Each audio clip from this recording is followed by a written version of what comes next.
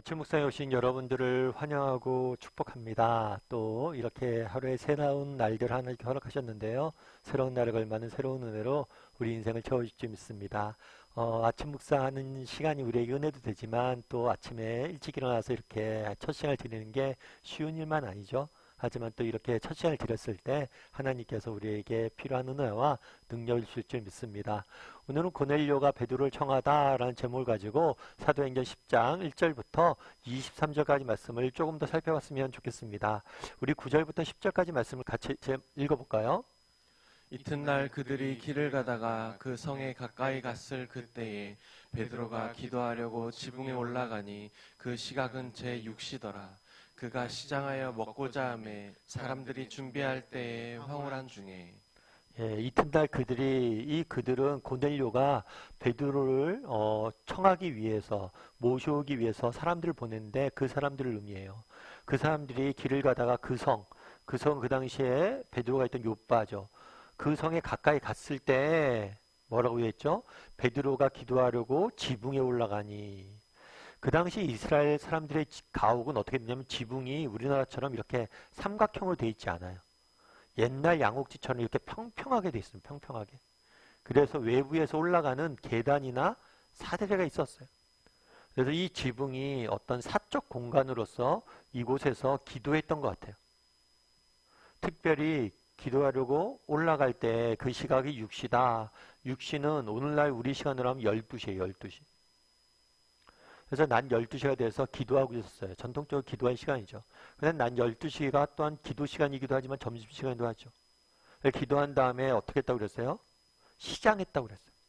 아무래도 점심때가 되니까 시장하고 사람들은 그 점심을 준비하고 있었던 것 같아요. 그럴 때 하나님께서 환상을 보여주십니다. 어떤 환상을 보여주셨을까요? 11절부터 14절까지 말씀 같이 한번 읽어볼까요? 하늘이 열리며 한 그릇이 내려오는 것을 보니 큰 보자기 같고 내 귀를 메어 땅에 드리웠더라. 그 안에는 땅에 있는 각종 네 발 가진 짐승과 기는 것과 공중에 나는 것들이 있더라. 또 소리가 있으되 베드로야 일어나 잡아먹어라 하거늘 베드로가 이르되 주여 그럴 수 없나이다. 속되고 깨끗하지 아니한 것을 내가 결코 먹지 아니하였나이다 한데. 예, 하늘에서 한 그릇이 내려와요. 환상을 봤는데 하늘에서 그릇이 내려옵니다. 그릇이 내려오는데 그 그릇 안에 뭐가 담겨져 있어요?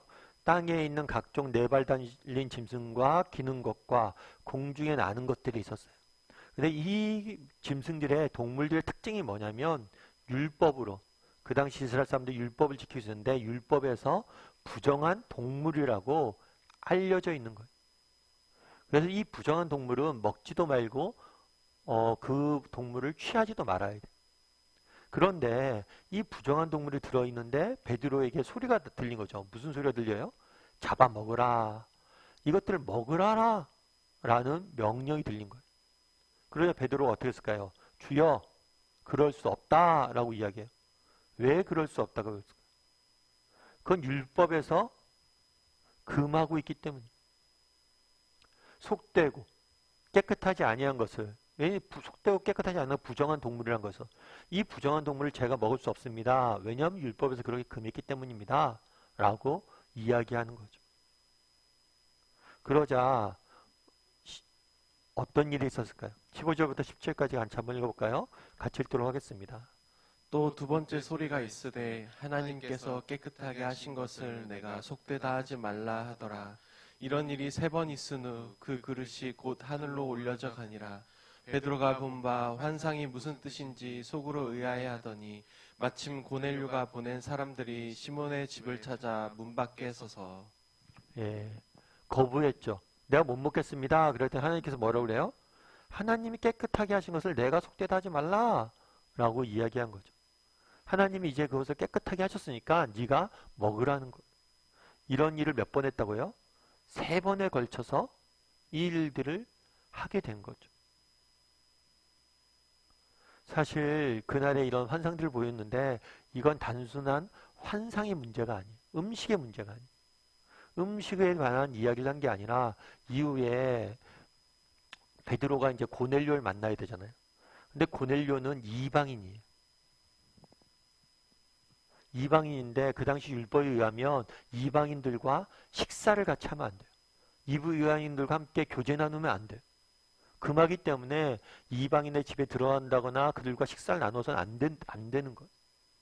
그런데 하나님이 보내려고 하는 거예요, 베드로를. 그러니까 네가 이런 선입견을 가지고 거부하지 말고 따르라고 미리 환상을 통해서 보여주신 거예요. 그래서 이 음식 환상을 통해서 보여주게 됐던 메시지는 뭐냐면 고넬료와 네가 만나라는 메시지를 주기 위해서 이 환상을 보여주신 거죠. 그런데 우리가 여기서 알 수 있는 게 있어요. 그건 뭘까요? 고넬료에게 나타났잖아요. 네가 베드로를 청하러 사람을 보내라. 사람을 보냈어요. 근데 이 사람들이 도착하기 전에 어떤 일이 있었던 거예요? 하나님께서 베드로에게 환상을 보여주셔서 미리 그 마음을 준비시키고 있는 모습을 보게 돼요. 고넬료를 만나게 하기 위해서 미리 하나님께서 그 과정들을 준비시키는, 마음을 준비시키는 일을, 모습들을 보게 되는 거예요. 그래서 우리가 기억할 것은 뭐냐면 정말 하나님께서는 이렇게 일하고 계시다는 거예요. 보이진 않지만 정말 우리는 다 알 수 없지만 고넬료에게 네가 사람들을 보내라 했을 때 하나님께서 그냥 보냈죠, 순종해서. 그런데 그 일들을 위해서 하나님께서 뒤에서 엄청난 노력을 하고 계신 것들을 우리는 보게 되는 거예요. 그래서 어떤 사람들은 청교도 신학자들은 그런 얘기를 예전에 많이 했어요. 우리가 천국에 가면 제일 먼저 하게 될 소리가 말이 아하일 것이다. 아하, 이런 일이 있었구나. 내가 알지 못했지만 내가 보지 못했지만 하나님께서 우리 뒤에서 이렇게 일했구나. 이런 역사를 하셨구나. 이걸 깨닫게 될 거로. 우리도 이 부분에 대해서 확신을 했으면 좋겠어요. 그날의 고넬료를 위해서 정말 보이지 않는 곳에서 베드로에게 환상을 보여주시고 그 모든 것들을 준비하고 계시죠. 그렇게 우리를 위해서 일하고 계시다는 거예요. 정말 우리가 정말 순종하려고 했을 때, 고넬료처럼 사람을 보냈을 때 우리는 그 하나님의 일하심을 맛보게 될 거예요. 그래서 늘 하나님께서 우리를 위해서 보이진 않지만 일하고 계시다. 이 사실을 좀 확신했으면 좋겠습니다. 우리나라 같은 경우는 굉장히 좀 특이한 나라 중에 하나예요. 어떤 면에서 특이하냐면 보통은 어떤 지역에 선교사들이 먼저 갑니다. 그리고 선교사들이 먼저 복음을 전하고 그런 다음에 성경이 생겨요. 성경을 보급이 돼요. 근데 우리나라는 특이하게 선교사가 오기 전에 이미 성경이 국내에 들어와서 보급이 된 나라예요. 성경 번역이 먼저 이루어진 나라예요. 굉장히 특이한 일이죠. 그런데 이런 성경 번역이 이루어지는 데는 중요한 역할을 했던 사람들이 해외 선교사님들도 있지만 서상륜이라는 장로님도 계세요. 이 장로님 원래 양반집 자손이었어요. 그런데 어렸을 때 부모님이 다 돌아가십니다. 그래서 이 사람이 양반임에도 불구하고 뭘 했냐면 그 다음부터 장사를 했어요. 특별히 변번한 재산이 없으니까 만주를 다니면서 장사를 했어요. 만주를 다니면서 장사를 하고 만주를 다니면서 외국 사람들과 장사하다 보니까 외국말도 익혀야 되고 그래서 만주를 다니면서 쭉 장사를 했어요. 근데 한 번은 만주를 가다가 장사를 하고 있는데 갑자기 만주에서 장사를 하다가 몸이 아프기 시작한 거예요. 알고 보니까 장티푸스에 걸린 거죠. 그래서 사경을 헤매게 됩니다. 그런데 그때 그렇게 사경을 헤매게 될 때 맥킨타이어라는 선교사님을 만나요. 그래서 이 선교사님이 도와줘서 이 성상륜이란 분이 낫게 돼요. 병만 나았을 뿐만 아니라 이 선교사님이 전도를 하게 됩니다. 그래서 이 사람이 전도를 받고 예수님을 믿게 돼요. 그래서 예수님을 믿게 된 다음에 중국에 있는 로스 선교사를 만나게 되고 그 선교사님과 함께 성경 번역하는 일들을 하게 돼요. 그래서 그러한 노력들을 통해서 이 땅에 성경이 들어오고 성경을 통해서 정말 많은 믿음의 씨앗들이 생기는 거죠. 근데 이 장로님의 입장에 생각해 보세요. 내가 양반집에 태어났어요. 그 당시 지금은 우리가 계급사회가 아니지만 그 당시에는 계급이 있잖아요. 계층이 있잖아요. 양반집 사람이면 얼마나 호령하고 살겠어. 그런데 부모님이 갑자기 돌아가셔서 천의 고아가 되면서 정말 그 당시에 양반이나 평민들이라는 장사를 했어요. 그것도 가진 게 없어서 저 먼 만주까지 오가면서 장사를 했어야 돼. 그때 어떤 심정이 들었을까? 내 인생은 왜 이렇게